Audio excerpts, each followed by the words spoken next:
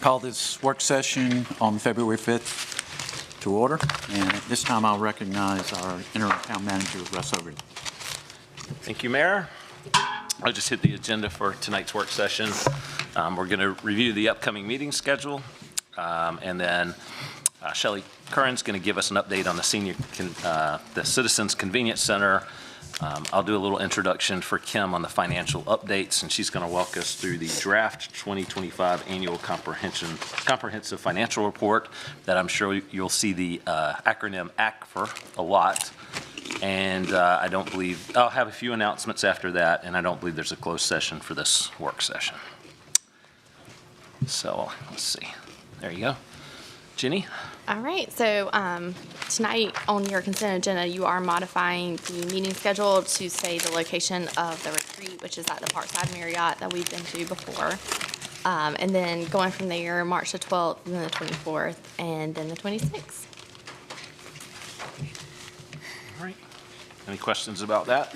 Just, do we have timelines for the retreat? Like, when will we be finished? Because I have another event that evening. Do we have a timeline? I mean, Not Agenda. settled yet. We can get you something fairly quickly. Okay, that would be great.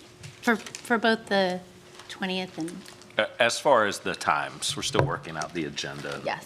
Things like that. and do we have a dinner the night before? We are proposing a reception, at least after.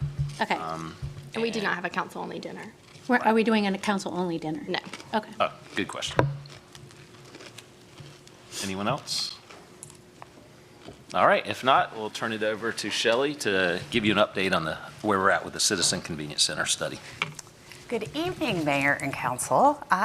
We have talked about the Citizens Convenience Center before, and so tonight I'm going to go over a little bit of the background from it. We have been working with a consultant to come up with some options, so I'm going to present those to you. I am not going to ask you to make a decision tonight. I just want to have a discussion about any additional information you feel like you need before we make a decision. So, going through some of the background, it is located, the Cary Citizens Convenience Center is located in downtown Cary on 313 North Dixon, and it has been there since the 1950s. Some of the services that we provide there are residential waste, recycling and composting, and then large and special items. And I'm sure all of you have probably visited it at some point. We have about 250 visitors per day and 90,000 visitors per year. What we don't know is if that's some repeat people that maybe make a couple trips, but that's a pretty good amount.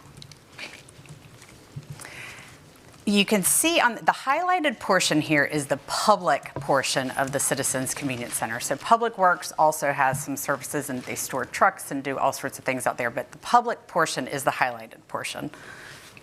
You can see of that highlighted portion, the darker orange there, is the portion of it that is in the North Carolina Railroad right-of-way, and has been since the 1950s, but they contacted us this fall and said that they have received a federal grant for actually a siding extension project that is moving forward, and they need us out of the right-of-way.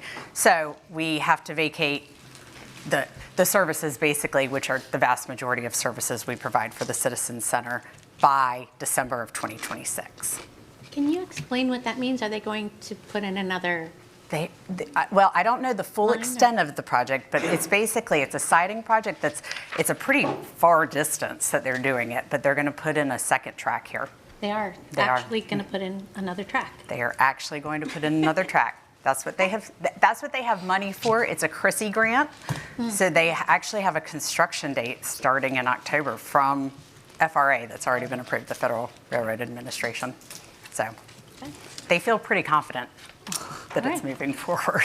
For October of this year? October of 27. 27, Sorry. okay. Yeah. Which is why, so we have to be out by December so that they can do all of the pre-work that they need to do. And we are talking to them about, we know we have to move our containers. We have pavement there. That's actually how the public accesses the Citizens Convenience Center. So we'll talk to them more about what we're going to remove or what they're going to require us to remove. So the timeline, they came to us in September and told us that we were going to have to do that. I came back to you in November, and you authorized $40,000 to work with a consultant. We retained Garrett and Moore, who is a firm that actually specializes in engineering and management of convenience centers. Not convenience centers, citizens convenience centers, all of these types of waste management facilities, and that's all they do. So they have been great to work with.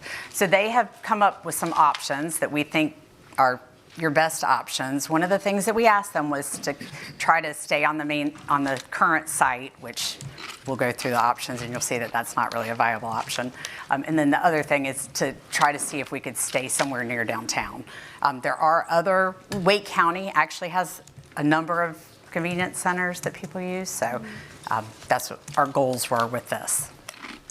So, going through the options that they have provided, the first one would be to just close the convenience center to the public as of December. Right now, the current operational cost is about $800,000 to $900,000 a year for us to operate it. They have determined that there's not enough space on there, and a number of other reasons it would be very complicated to try to keep the services on site. So the first option would be to close it completely. The second option would be to keep yard waste and food waste disposal at the current site. And what we would need to do if we did that is just figure out, we'd have to have some design dollars to figure out where we want to place it on the site. Our Public Works Department thinks that we could move it, because right now our access is in the right-of-way. We think we could move it so that it is all within the part that we own that is not in the right-of-way. Shelley, sorry. Yes. Can I Yeah. ask you to step back? Oh, and I can't yes. see the screen. I will stand wherever you want me No, to. this is good. This is good. Thank you. Yeah. Oh, there is? Oh, this line. It blends with the carpet, because there's also a green line right there, I just want to point out. All right, I'm standing on the gray line. Okay, the third option would be to maintain the yard waste and the food at the current site. And then they also found another location on property that we own in downtown that Cary currently owns that they think would fit. They've done sort of the feasibility of it, and they think it would fit all of the other services besides the yard waste at this other site. And so I'm going to go through that with you a little bit. But the cost for the design on a new location would be $175,000, and construction estimates, which I think this might be a little bit low, is $3 to $4 million. So if we were to do it, if you all decided, okay, we want to keep it open and we want to just move it to this other site, then during the design phase, we would come up with a more accurate construction estimate. And I would just add, we'd have to budget for those amounts to be able to move forward with each next step. Yes.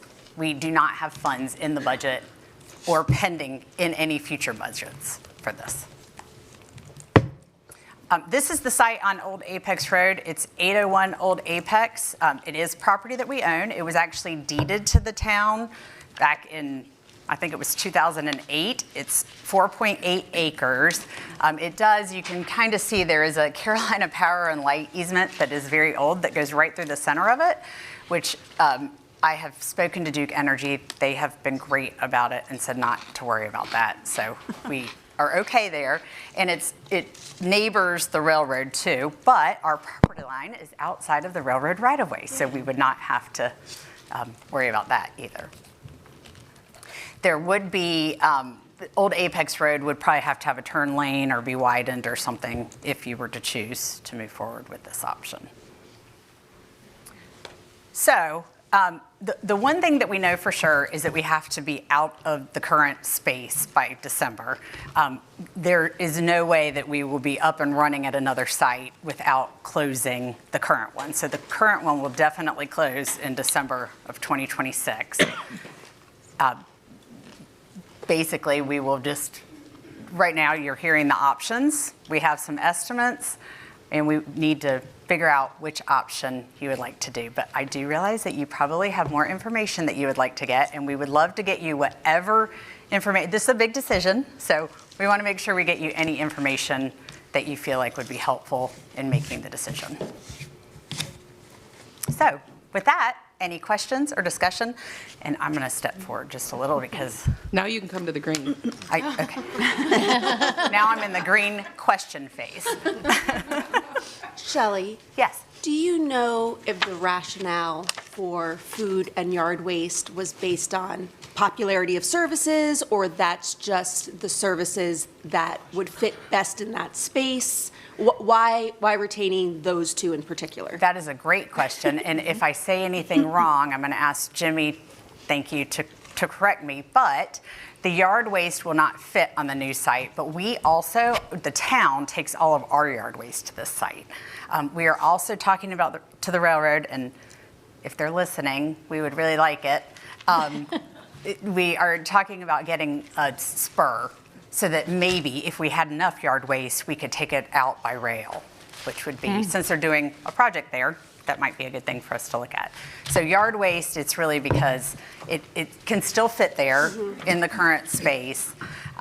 And that the food, I think, was really popular, and Yeah. it doesn't take up a ton of space, and we don't have to do a container that has a ramp Yeah. going up to it or dig in the ground or anything, Yeah. which is good. On that slide, did it show a dollar amount for what operations would cost to keep just those services? It did not. Okay.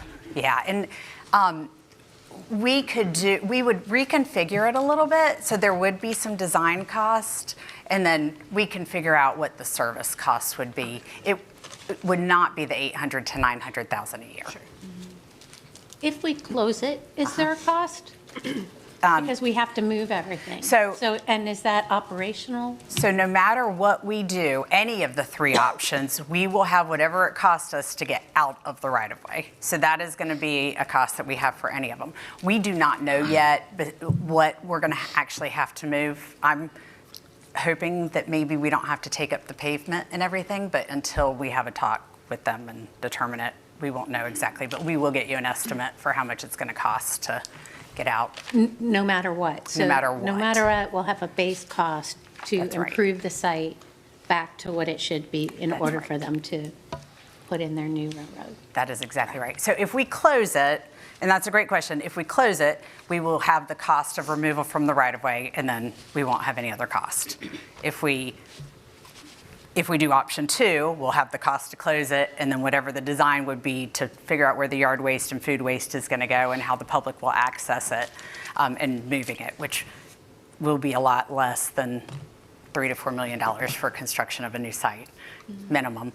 And then the third option, we'd have the same thing, the cost to remove it from the right-of-way, and then design fees and estimate for construction. So there will be a time where there is no services, no matter what option we pick. There will be, yes, there will be absolutely a time, and it could be a year or 2 years.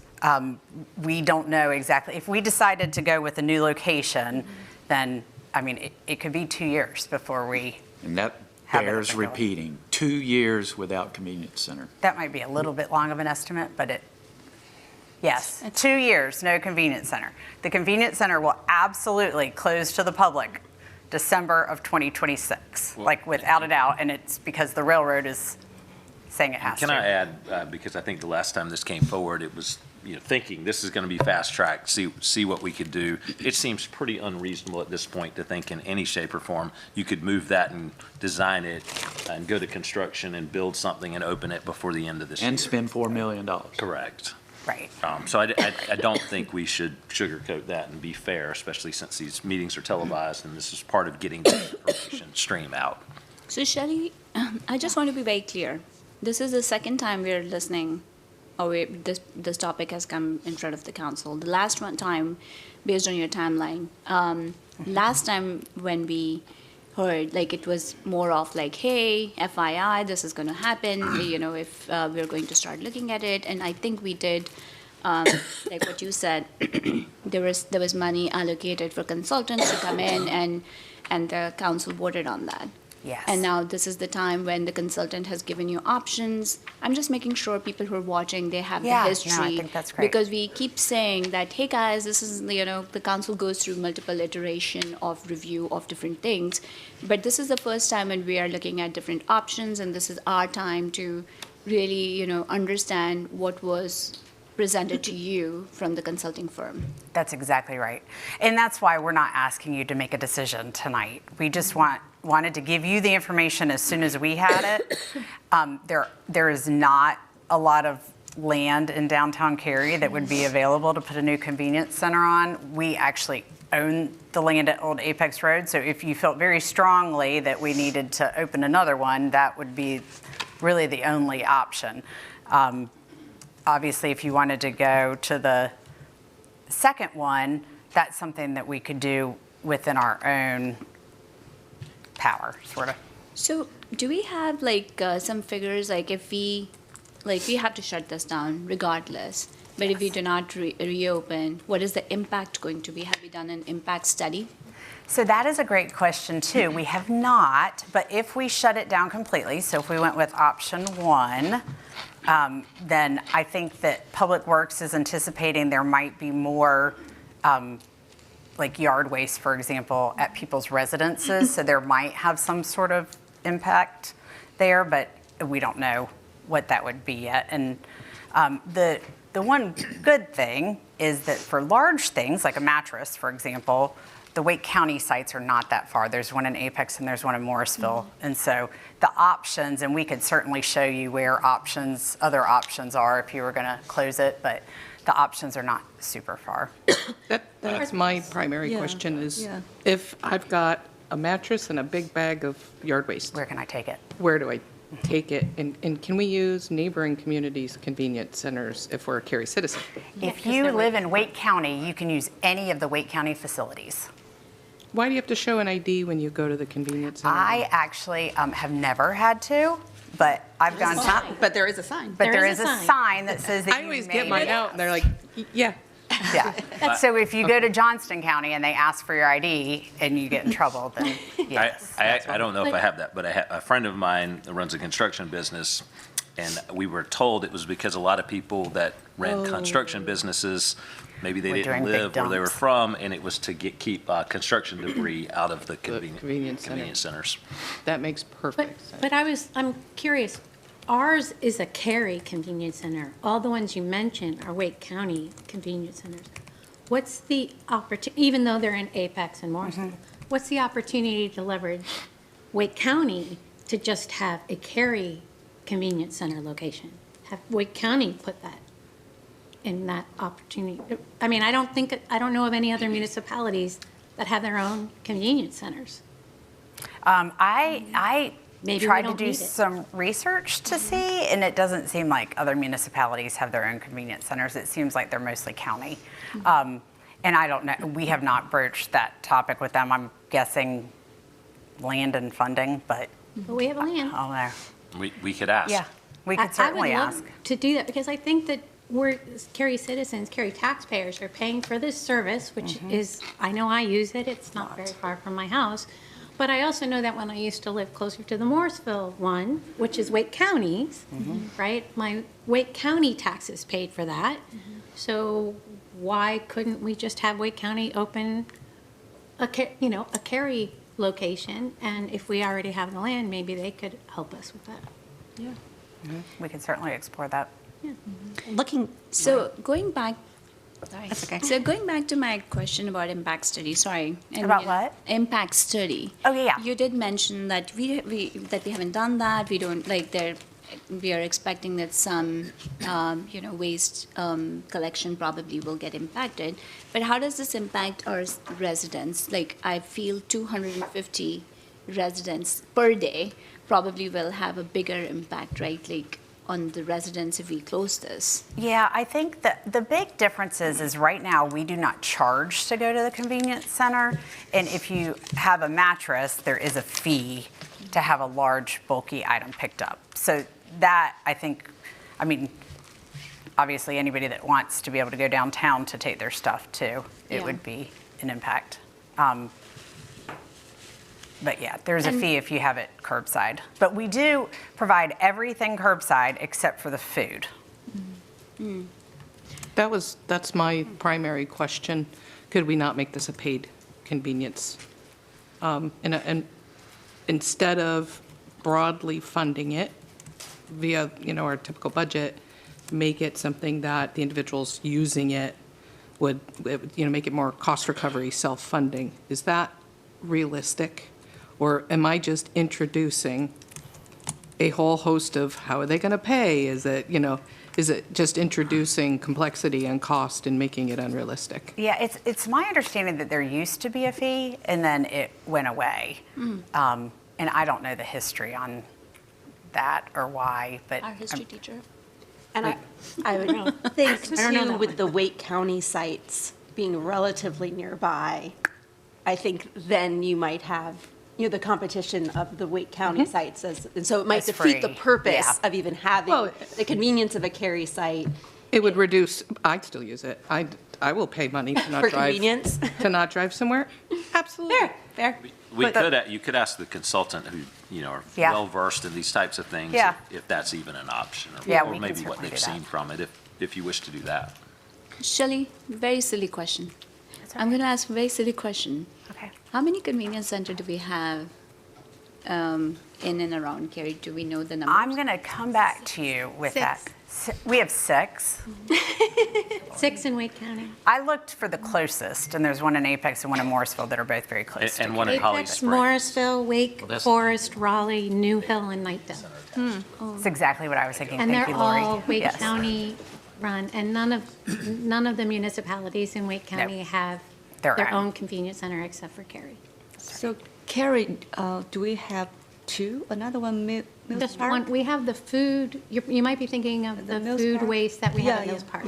Oh, yeah, But it's not a convenience center, you can Oh. just drop off food. If we, looking more at option 2 with the yard and food waste, can we look at feasibility of changing that entrance, a timeline to possibly not have that service lapse?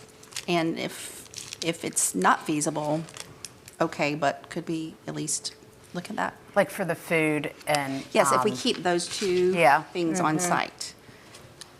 I know there's a lot of logistics and we still have to take the time to get the other things out, but I Yeah. just would like to know if there's any possibility to have those 2 services not lapse. It is possible. I think our biggest issue is going to be that the public access to it is in the right-of-way. Right. And so figuring out how to move the service so that so the public is not going necessarily through where our work area is. So we would have to look at that and just see if we could do a design quickly enough and move it. But We will put that on our list. Thank you. Did I understand correctly that those 2 things can't move or only the yard waste can't move? The yard waste and the food waste we could leave on site. But it can't both go onto a new site? Did you say something about The there's not food enough room? could, the yard would not fit on the old Apex. So, and because we use the yard one for our town yard waste, there's already so much yard, like when we do collections, we drop it off there. We So- would be creating a problem for ourselves that we would have to figure out how to solve anyway. Right, Got it. right. So I guess I think we would just like, or I would like to see the usage Yeah. for each Of individual the- service. For each one. Okay. But I do wonder if the food, because the food waste is very contained. Yeah. I wonder if there is a short-term or interim solution, at least for that one, because I know the Mills Park one is very much used and very much loved by citizens. Maybe there could be, it doesn't have to be there, but Sure. maybe it could be relocated, so they're not losing everything. Well, and I mean, I think that if we were just looking at, okay, the food waste, where else could we put that? That would be a much smaller, more contained Right. look than trying to move the entire thing. Maybe there's some hybrid solution that might be applicable for an interim solution while we're figuring it out and trying to convince Wake County to open one in Cary Yeah. and pay for it. Right, or potentially an option 1B, where we do close the convenience center and relocate the food, the compost drop-off. Right, yeah, that's Right. exactly what I was trying to do, but you did a better job explaining it. I made it into bullets. Thank you. So to sort of summarize, if I may, I think we will look at cost for the first two. We'll do an estimate for cost for removal as soon as we've had a meeting with them to determine exactly what we can ask them to potentially remove for us. And then we'll look at a 1B type of option where can we move the food somewhere else or can we keep it there? And then how quickly could we make it feasible to have the trash and food, or the yard waste and food stay there? Does that sound? If you have any other questions that you think of, because I know you're just getting this. I think we have more. Oh, I'm sorry. Am I cutting you off? Well, I didn't before- mean to. I want my colleagues to ask any questions as well. Before we left the conversation, just for the benefit of everyone else in the room or listening at home, I would love for you to answer the question that you answered for me, which is how this happened, because I would hate for it to be lingering in a resident's mind. Why did we find ourselves in this situation? And you explained this happened over decades. It's not uncommon for this encroachment in the right-of-way to happen. But if you'd like to put that on the record, I think that would be helpful. Well, and I think you just did a great job. But yes, the railroads, and I mean, I have a lot of history of working with the railroads, and when they have a lot of land and they have a lot of right-of-way, and unless they need to use the right-of-way, they don't really enforce it. They do charge a fee to lease, like if you have something in their right-of-way, they had every right to charge us, which thank you for not charging us. But they had every right to charge us for being in their right-of-way. And so all along the line, anywhere they're doing projects, they're having to tell people you have to get out of my right-of-way. Most places probably don't have like a big operation like we do in their right-of-way. It might be a building or something, but people are being required to move buildings and all sorts of stuff. So because they got a federal grant, they're on a timeline, and they told us as soon as they knew they were awarded it, and now they have a construction date starting, so does that? Yes. Well, and it probably stands to reason in the 1950s, they were a little looser with their observations of what were happening. Yeah, I mean, we've been operating for free in their right-of-way 70 years. since 1950. Like, thank you for the use of your land. Yeah. So can we look at the map again? Yeah, So, if we Like this? close the Citizens Convenience Center, so those land we owned, the light yellow, can we use them, or it's just be vacant over there? So we own, I'll get back to my gray line so Sarika can see. This is the right-of-way portion. So that's where we have to vacate. And this is where citizens come in and they go down here. So all of that will have to go. We still own this. There's power lines there that have restrictions, but we actually use almost all of that land for public works. We store trucks there. We have trucks coming in with our yard waste that we collect. So there's just not enough land there. There's also, it was an old dump, and so you can't do a lot of digging without doing a lot of different things, and so you can only put things on top of the land. So there's not enough room so we do think that the yard waste and food could fit, but we will have to reconfigure this, and it's possible that there's something maybe in that area or something that we could do. But Shelley, just to clarify, the Yeah. part that Public Works is using today that citizens aren't going into, we plan to keep that regardless? Yes, we do. Okay. Yeah, we will still use it for Public Works. Oh, okay. So this whole portion will still be utilized by our Public Works Department. Shelley, this is, I don't know if we have ever discussed this, but with the right-of-way that we're giving, are we getting money for that? No, we are not giving it. No. The railroad owns 100 feet of right-of-way from the center of their line on both sides. Okay. So they have ultimate condemnation and rights to anything they want, basically. They are the ultimate authority by federal law. So we have been using their right-of-way, not them using ours. Is the Lexi Lane Park impacted at all? No, it's just below the screen. I know it's right- The bottom of the screen. Is it- There's a different access into that.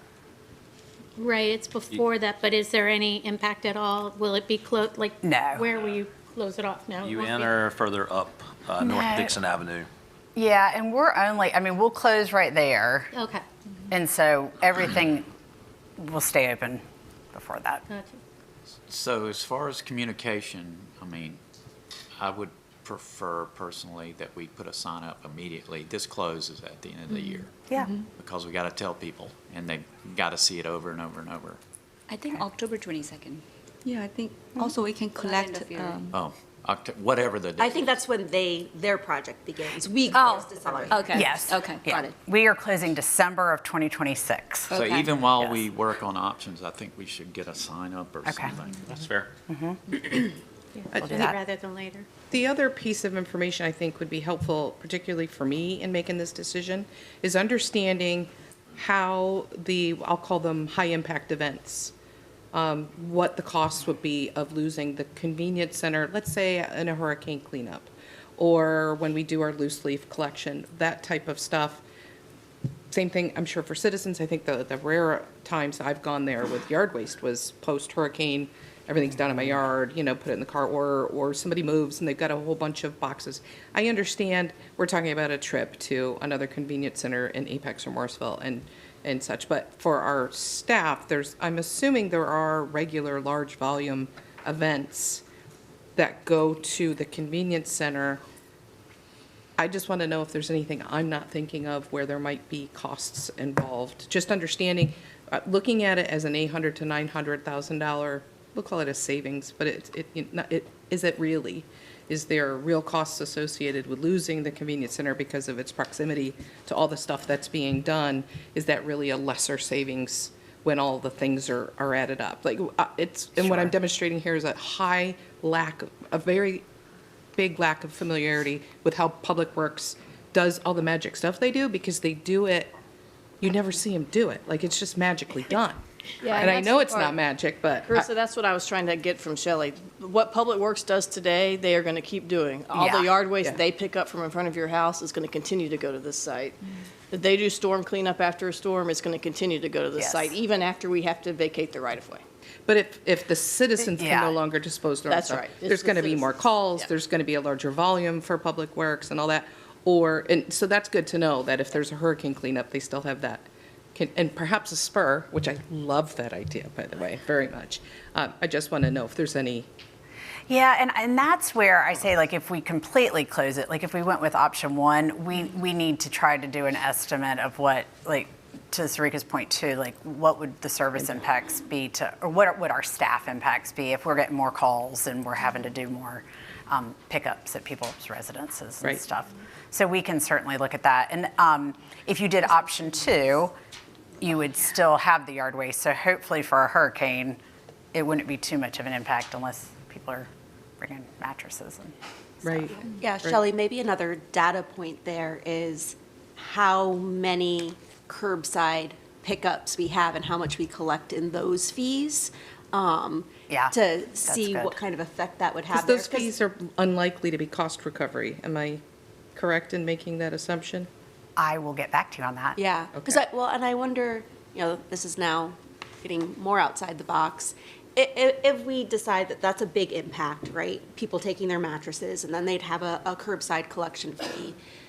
If we closed it in its entirety, is there any way to take some of that cost savings and offset those fees? True. But if I call and have a mattress picked up, they're driving it to, now we've got staff driving it to Apex or Morrisville or somewhere else, right? That's, yeah.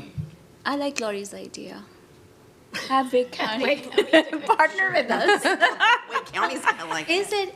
Is it really an $800,000 to $900,000 a year closing the convenience center if it's still being used by No, no. Public Works? I'm sorry, it's a current operational cost. So that's how much we pay right now. We have GFL is out there running it. We have it manned. It costs us $800,000 to $900,000 a year to run the convenience center right now. If we close it, we will not have a cost at the convenience center to us. The only impact would be to staff if we're doing more pickups and. Okay, so it really is that cost savings, even though we would still be using it Yes. internally for Yes. Public Works and public works access for yard waste and that sort of thing. That's Okay, right, That's what I was yeah. trying to see if it was really a cost Yeah. savings or not. And I do just want to make sure that I'm really clear that even if Wake County was like, what an excellent idea, we'd love to do that, the convenience center will still be closed for a good chunk of time. Certainly. Okay, good. All right. Thank you. Anything else? Yeah. Okay, if you guys have any other questions, I'm happy to listen and get whatever information you need. We have very good consultants. Excellent, thank you. So Shelley will be back sometime this spring to answer more of those questions. All right, we are going to bring Kimberly Branch up to walk us through the annual comprehensive financial report, the ACFR.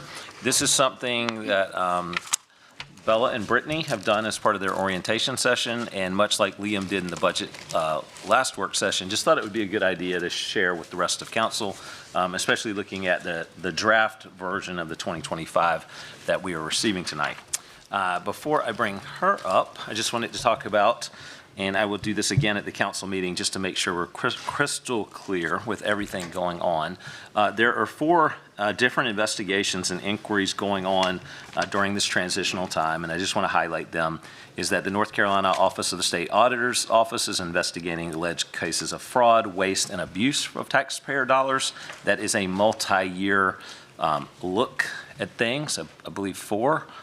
Womble Bond Dickinson, who you've hired to do an investigation for y'all, examining the P-card usage and reimbursement by the former manager, examination of reporting finances to council, and also a review of the environment created by the former manager. And that is ongoing. And unfortunately, there we go.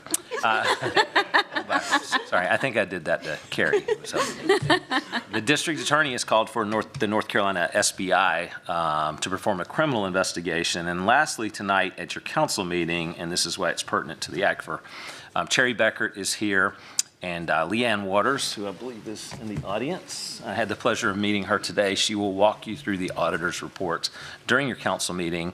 So that is ongoing. So the ACFR is obviously tied to that effort. I said that already. This is, I think, the best slide, and thank you, Kim, and others for doing this today, and jump in if I get this wrong in any way, because I thought this helped. And if you think of it, what do citizens understand about all of these efforts is, as it starts out with every year as being required to do an external audit of our services, all of prior years. I think there's 6 prior years that are on our website currently. Staff starts by creating a draft financial statement at the end of the prior fiscal year. The auditors then take those draft financial statements and ultimately produce an opinion that's shared with you tonight. All of that information then goes into, I think it's the back end of the ACFR that is shared publicly with the auditor's opinion. So there's a lot of different efforts. There's a lot of different work. Kim, you and your team have probably been working since July, basically when the fiscal year closed. So I hope that's a good walkthrough. I'll do this again at the council meeting as information is shared. And so with that, we'll bring up Kim and let her walk through the draft ACFR. Thank you, Russ. Good evening, Mayor and Council. Thank you, Russ. You did a large part of my introduction, so I appreciate all of that. Today, we are coming to you, though, for just that education of how to read the annual comprehensive financial statement. As Russ mentioned, Leanne will be here for the 6:30 meeting to talk about the audit, which are we're looking at those as 2 separate things for this evening, okay? All right, so what are we going to try to get to? I got to make sure I stay in my bubble. But I'm going to shift a little bit because this will be a hands-on exercise, because as we go through pages throughout, I would love for you to turn to those pages with me so we can just talk through things in detail, okay? So some key takeaways we have for you today, what we're going to talk about. We are going to talk about what the annual comprehensive financial report is and why it matters. After this day, you all are going to be very current on language, and you'll say ACFR, just like we do. The ACFR, the annual comprehensive financial report. How to read the ACFR?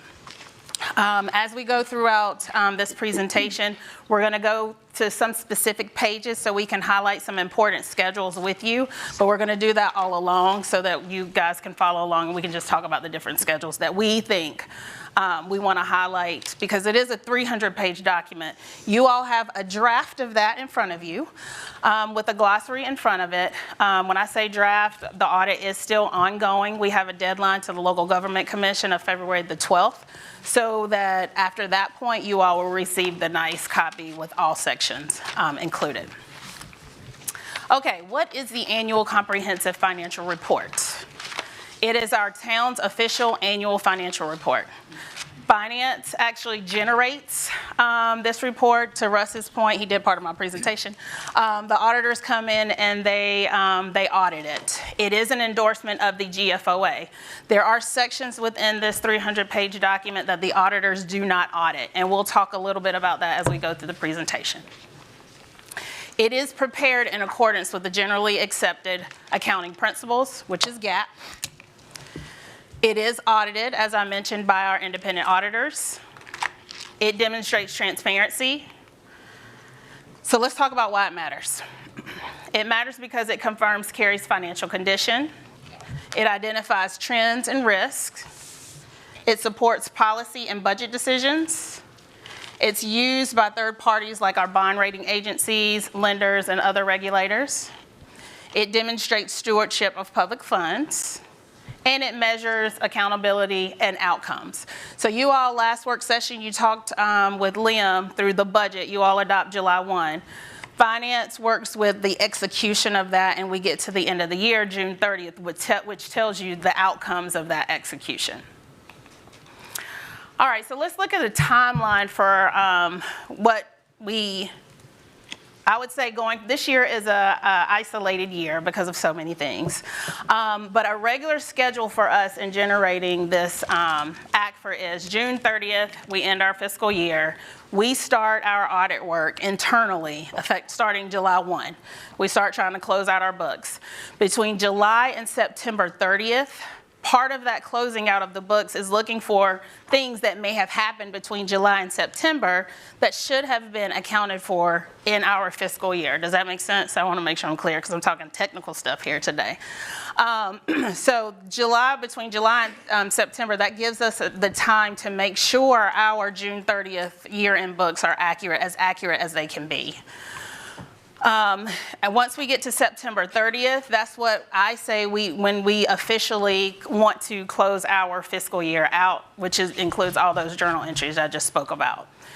October the 31st is when we are completing our first draft of the financial report so that we can hand those over to the auditor.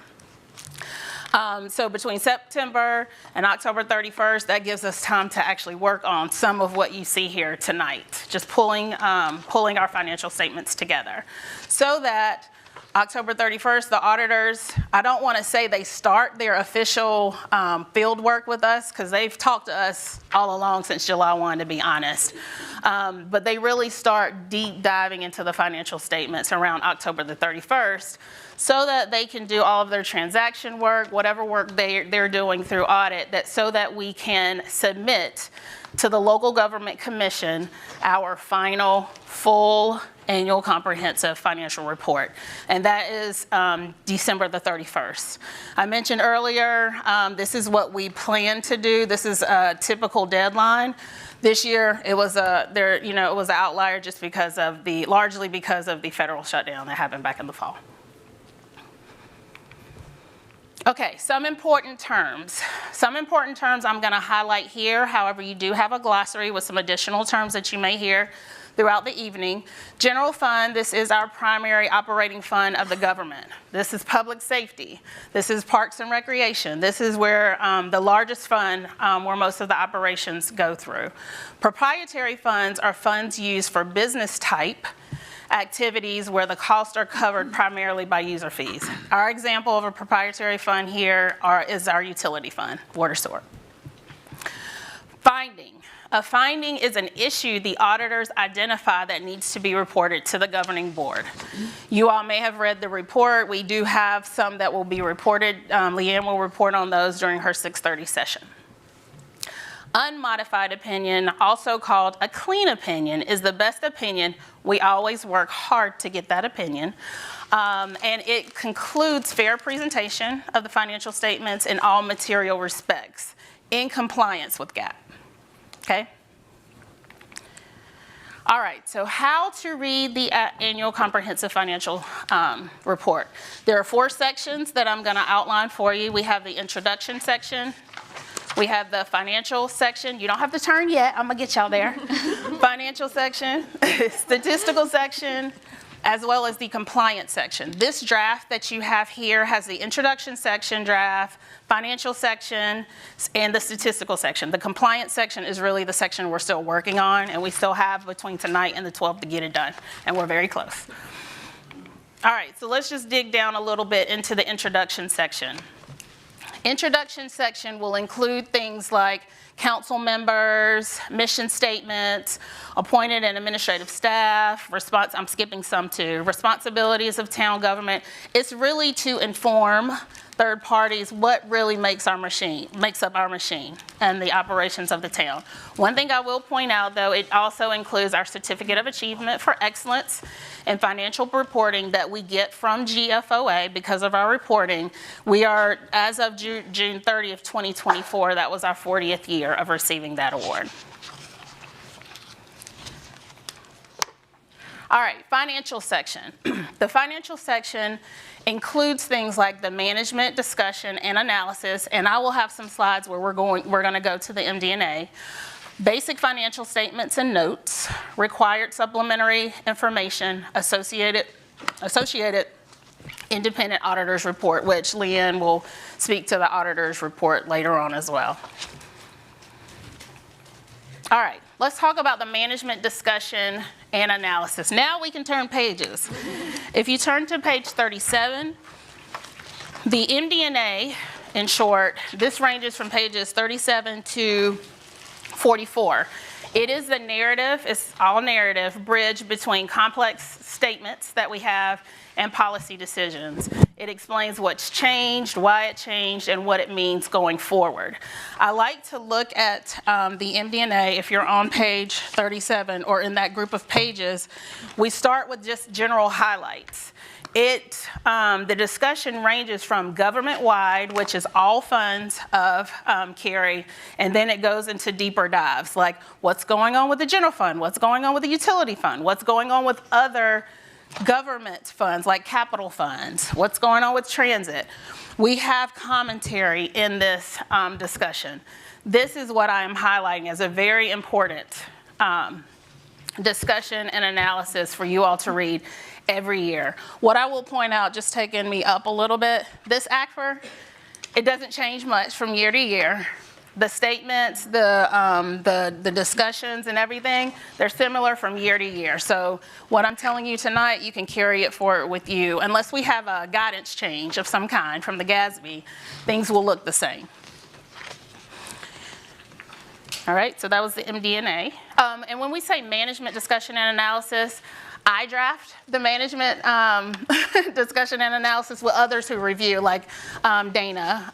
She would take a review of it, but it's really management of finance that generates this. Okay?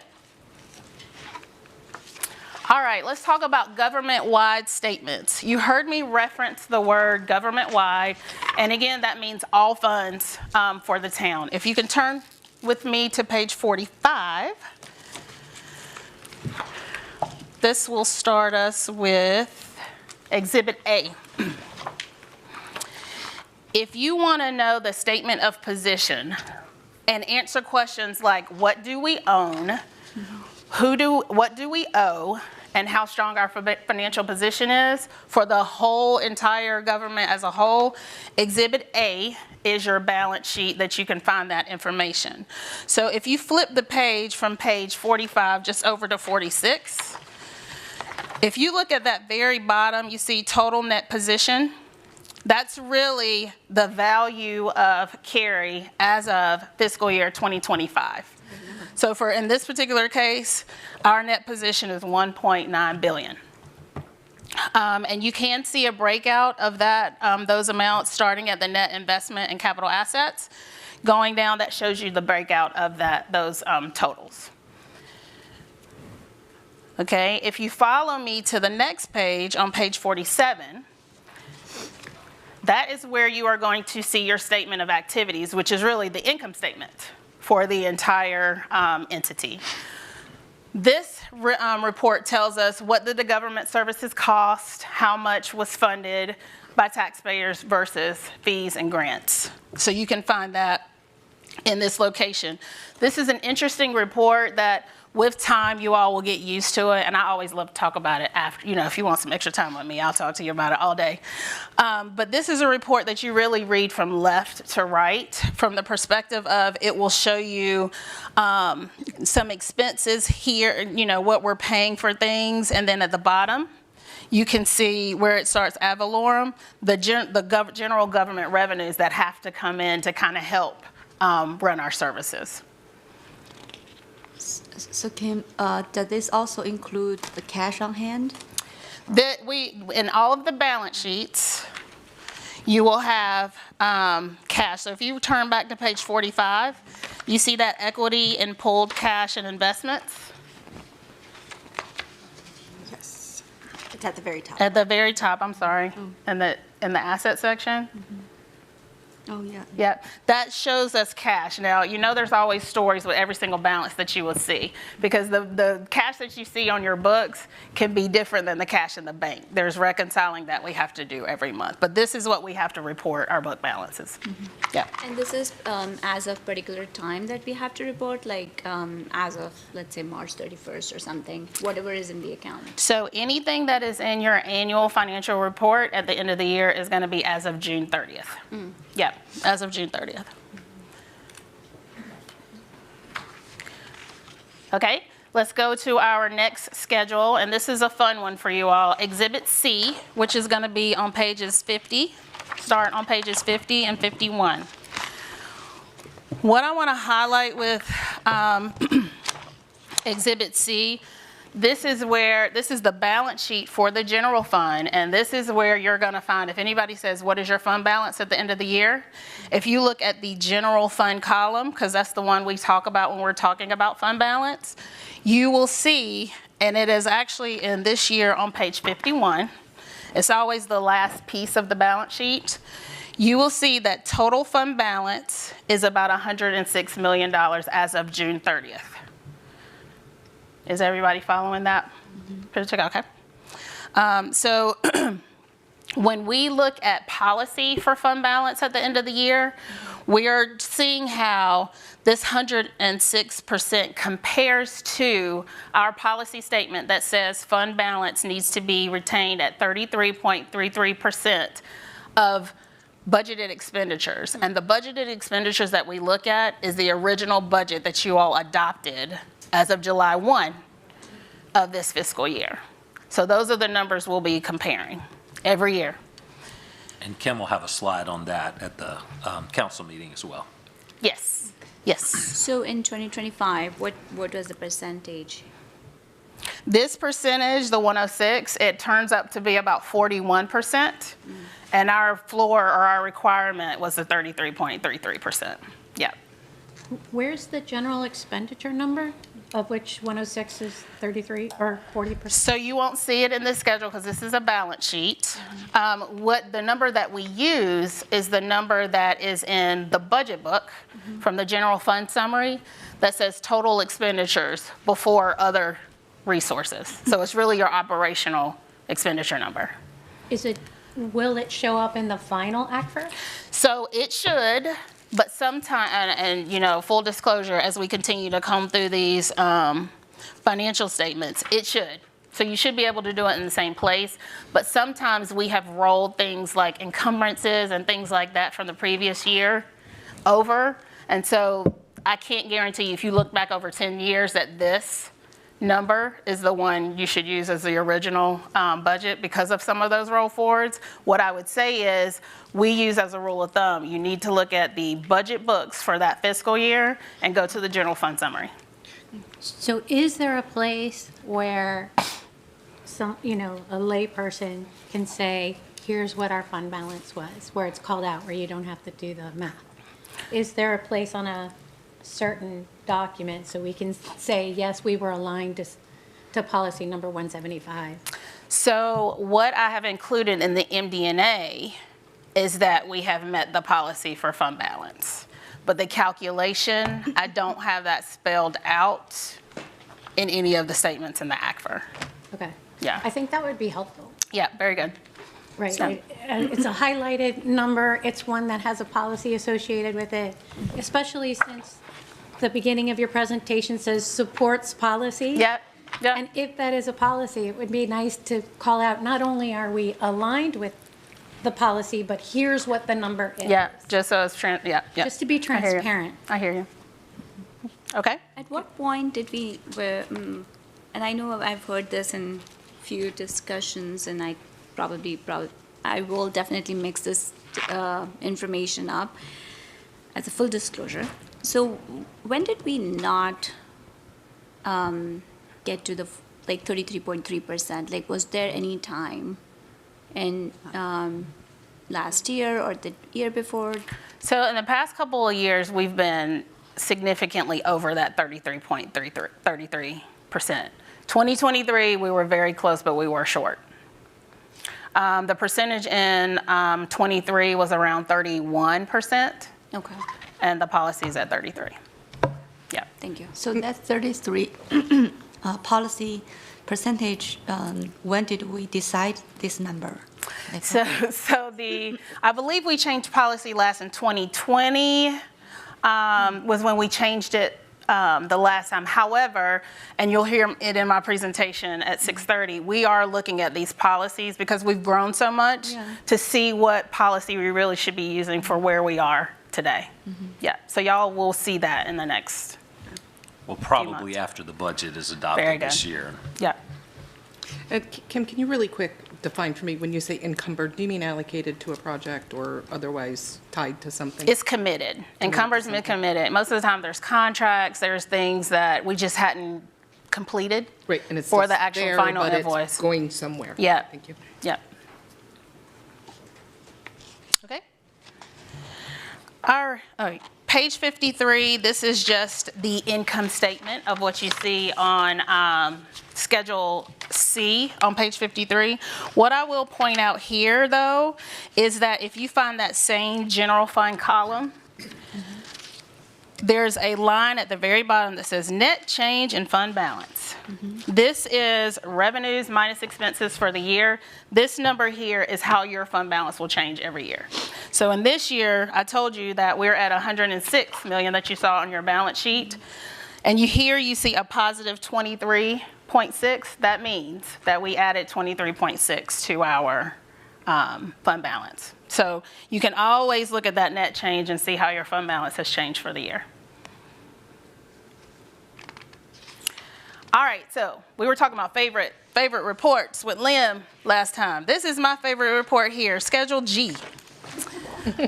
Schedule G shows whether management operated within budget, policy direction. Some key takeaways here. This schedule, which starts on page 55 and runs to page 61, will show you significant variances and explanations, if there was use of reserves, and it directly supports governance and accountability. This is a report, I'll go off on a limb, Liam, and say that the auditors look at this report because we are statutorily bounded by our audit, right? And this schedule here, if we're over our budget authorization, you would be able to see it from this report. But it is nice to see all of the departments. This is a very detailed schedule. The spending it's a comparison to the current year. In our case, it's 25 compared to 24 as well. All right, so let's talk about the financial notes. So there are a lot of pages in the financial notes, but I just want to highlight a few that we think are significant ones that you should pay close attention to. If we turn to page 83, to 86, this is our fund balance and restrictions. If you want an understanding of everything that goes into those fund balance categories, and when we continue to educate you on fund balance as we bring forth a recommendation of a new policy, we'll deep dive into some of these definitions, but we always have to also enclose it within our annual comprehensive financial report. So this is where you can find that information. Ooh. Debt, pages 95 to 105. That is another schedule that I would bring your attention to. This will tell you all of the debt that we have outstanding. It'll tell you our amortization schedules, like how much how we're going to pay for them over the rest of their maturity cycle. So debt, this is a very important schedule. The last piece of the notes that I would bring your attention to is on page 129. Now, on page 129, we always have to talk about our subsequent events. Subsequent event is from the time period at the end of the fiscal year, so it runs July 1 to the time of issuance. So in this case, we're not quite at issuance yet because we still have a few days, but so we have to report anything significant during that time. This is a drafted note, so it has some up-to-date information. We're going to have to include some additional notes there that you'll see in your final distribution. And before you go to the next slide, I just wanted to do a call out that it's 6 p.m. I'm almost wrapping up. I'm not sure what happened to this next page, but the statistical section is also a huge recommendation for you all to look at because it gives you comparative information. If you turn in your report to 179, you will see that, and it depends on what you're interested in. I actually didn't flag that for myself, but 179, it shows you up to 10 years of information on information like taxes, revenues, expenditures, debt, socioeconomic information, a lot of things. So if you're interested to see how the trends go, the statistical section is really the place that can give you that information. It's very useful. All right, and then the compliance section, which I mentioned, you all do not have in your book, but this is where we report on our federal and state grant requirements, bond covenants, single audit results, which has to do with our federal funding activity, auditor's conclusion about material weaknesses, internal controls in any instance. This is where you will find those findings that I briefed you on a little bit earlier.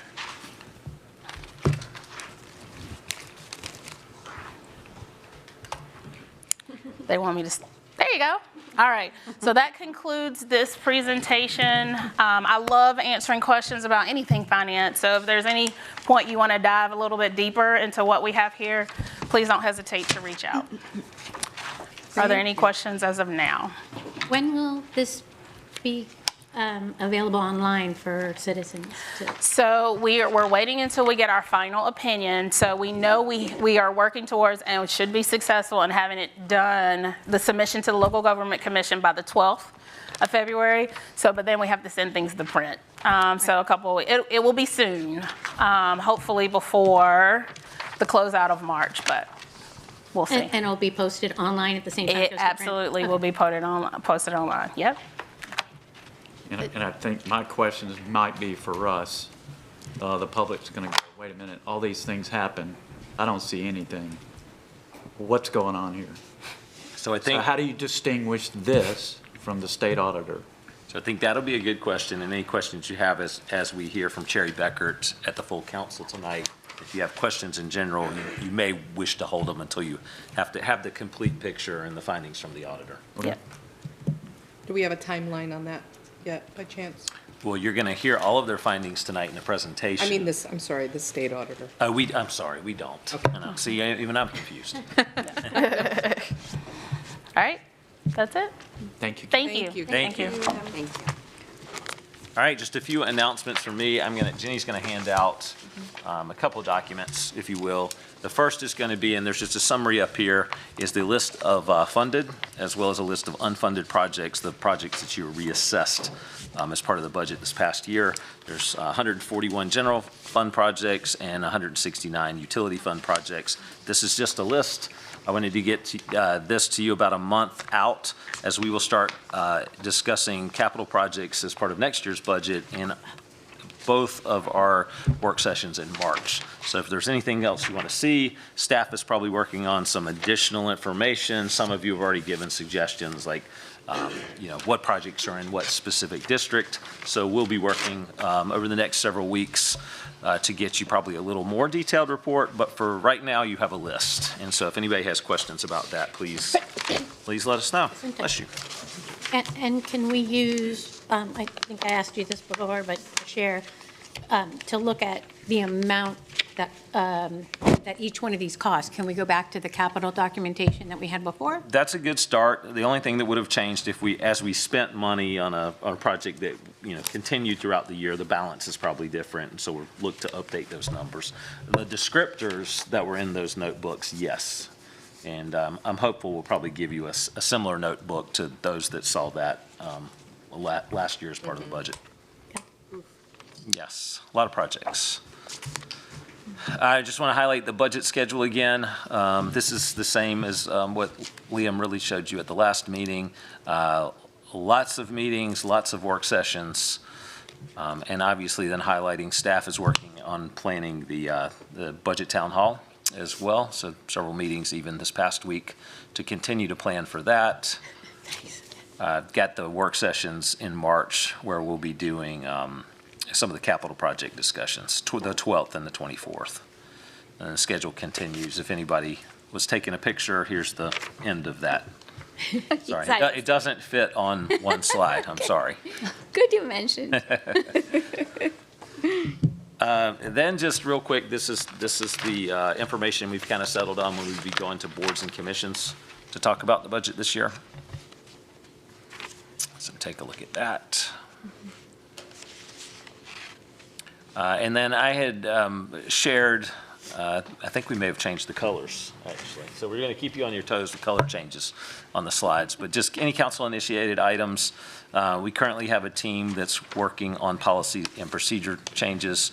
Specifically, I believe a lot of these will be rolled up into a policy statement and standard procedure, but with spending authorities and delegation of authority is what it's actually called as we work to try to bring some of that back to you as soon as possible. So in progress. These are all the ones that y'all initiated.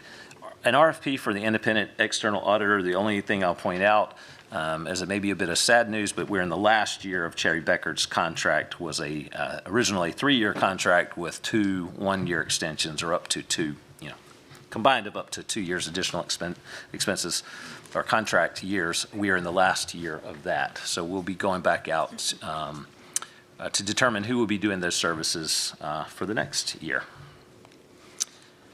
And lastly, only other handout, I thought there was a slide on it, but we were given a pulse report to date, something we'll continue to try to hand out. This is requests that have come in through 311 on budget, and just kind of continue to keep you updated with kind of a budget focus is where we're at right now, so that you can see what citizens are submitting through 311.